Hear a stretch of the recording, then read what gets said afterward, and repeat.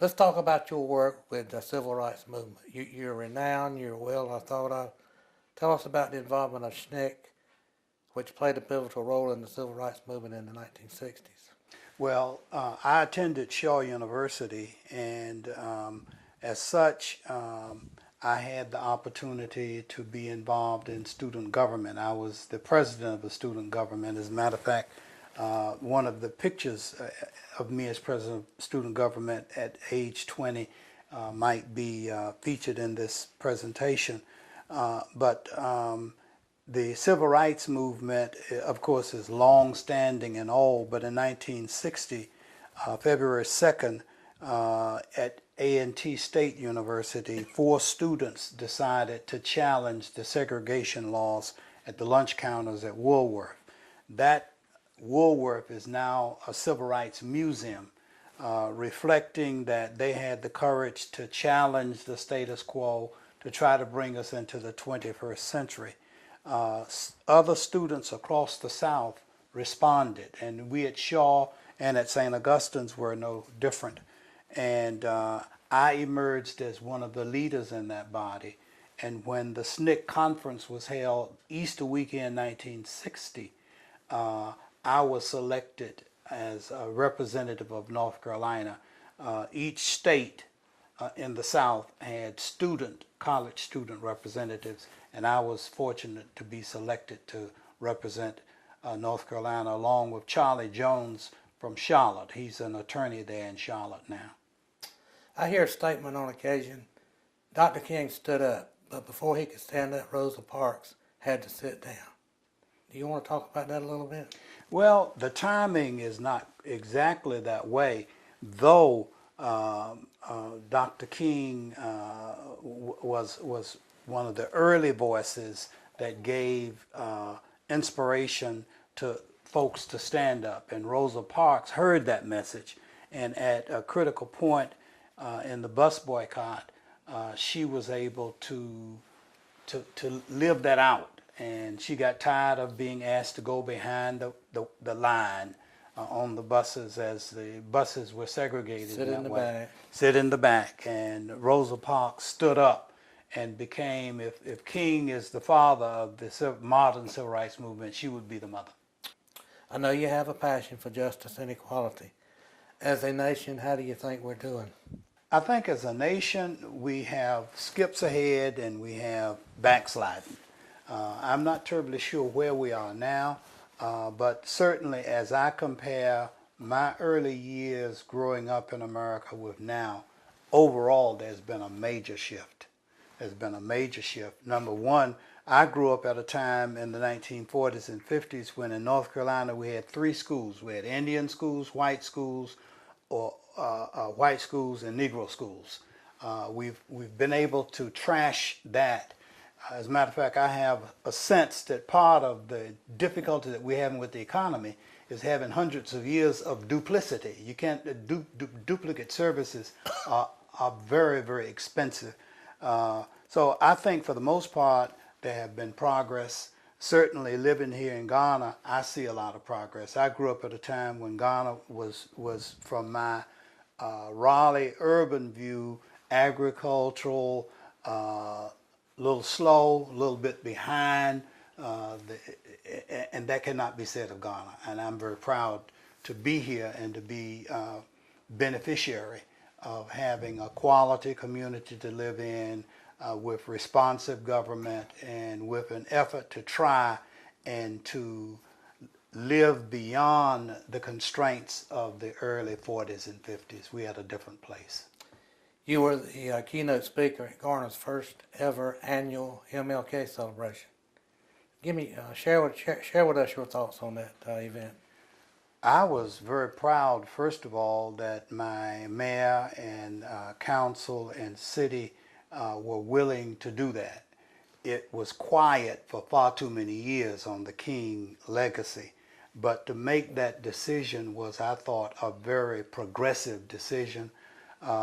It was very well supported by the community. The Performing Arts Center was packed out. There was not a seat in the whole place.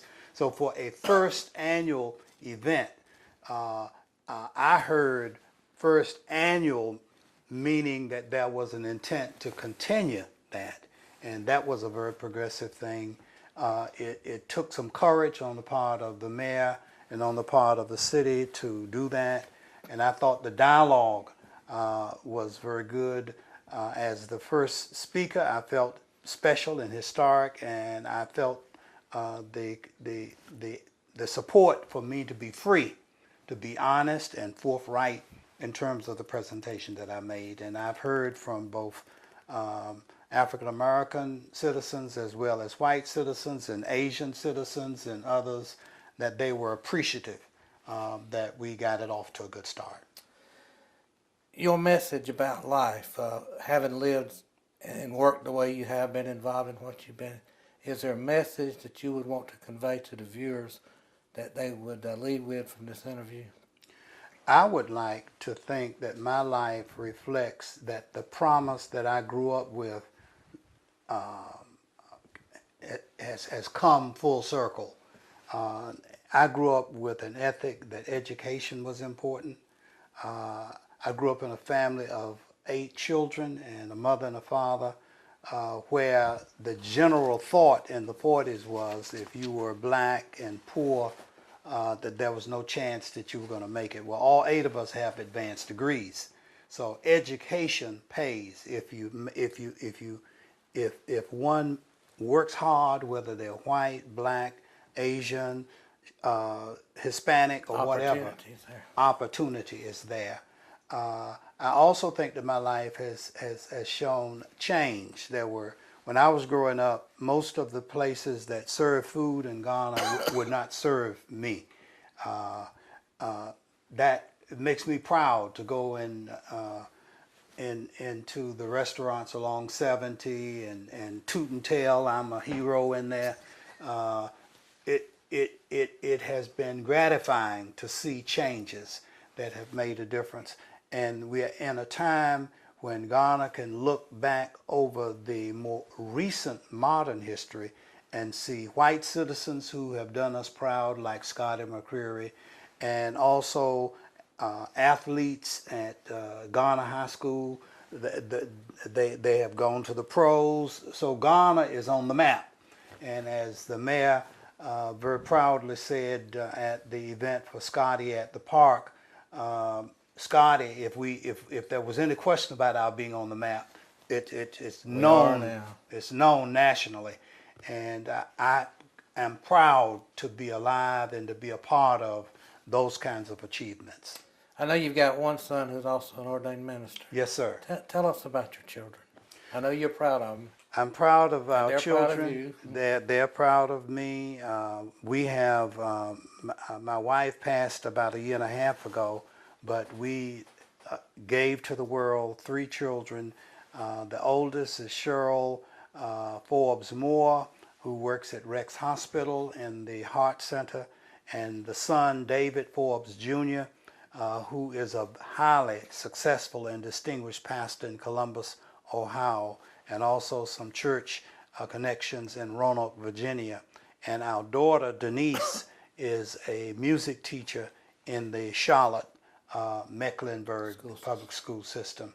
I am called Grandpa, Peepaw, and Pawpaw by 9 grandchildren, and there's nothing that has more meaning in my retirement than to have the opportunity. For instance, this year, for the first Christmas in over 30 years, I was able not to be in the church setting where the pastoral needs would require me to be, but to take the Amtrak down to Charlotte and to spend Christmas Eve and Christmas Day with daughter Denise and Gabrielle and Ulysses, who incidentally Denise taught in Ghana at one point 3 or 4 years ago, and her sons were in the Ghana public school system. So we are Ghana through and through.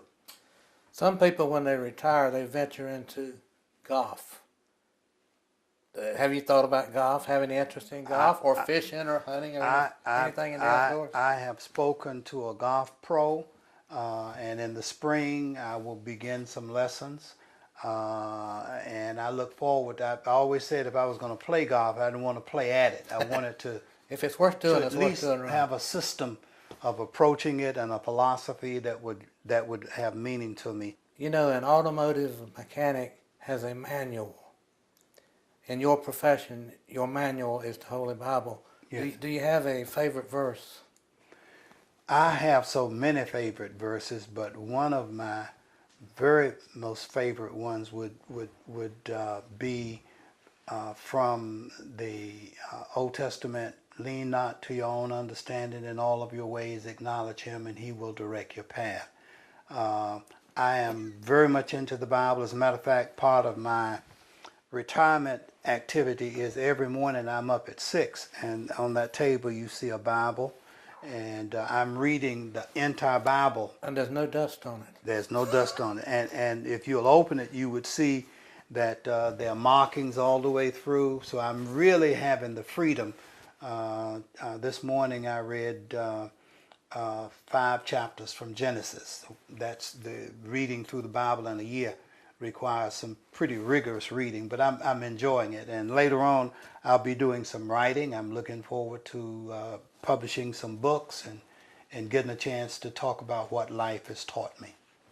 Dr. Ford was the history of SNCC. It originated at Shaw. Yes. Why did that come about to where the organizational meeting was there? Okay.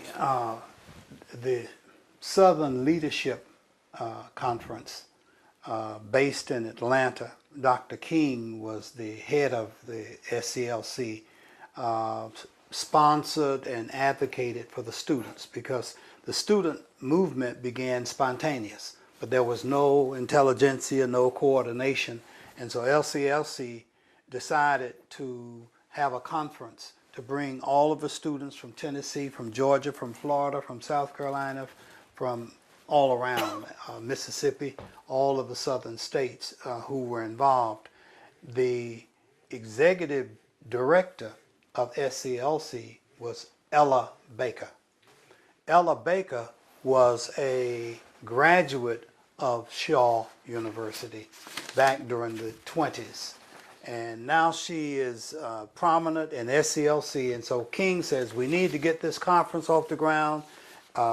She took the ball and ran with it and decided that inasmuch as she was from Shaw and knew the people at Shaw, that would be an appropriate place to have it. That has turned out to be a really marvelous gift to Raleigh and Wake County. Last year we held the 50th anniversary of SNCC, the founding of SNCC. And there is a historic marker on Wilmington Street, right as you cross Martin Luther King, that speaks to the historic nature of that conference being here. The reality is most people don't understand it, but I tried to share it in the Martin Luther King message last year, Mr. Mayor. Had there not been the modern civil rights movement, had there not been a Martin Luther King, there would not be a Barack Obama. A lot of folks are controversial about Mr. Obama, but what cannot be denied is that it was not Mr. Obama who brought Mr. Obama to the fore.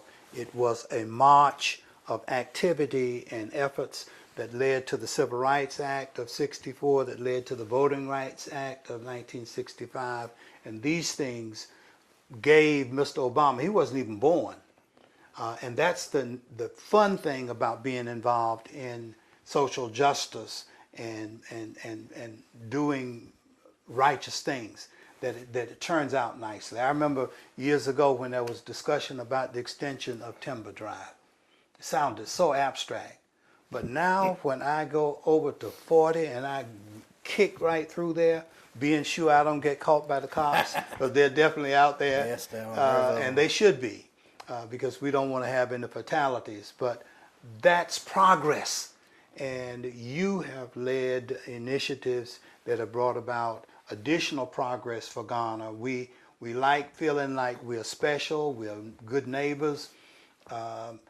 Councilman Marshburn is my neighbor, 2 doors down the way, and Ghana is one of the best kept secrets, and it increasingly is being less a secret.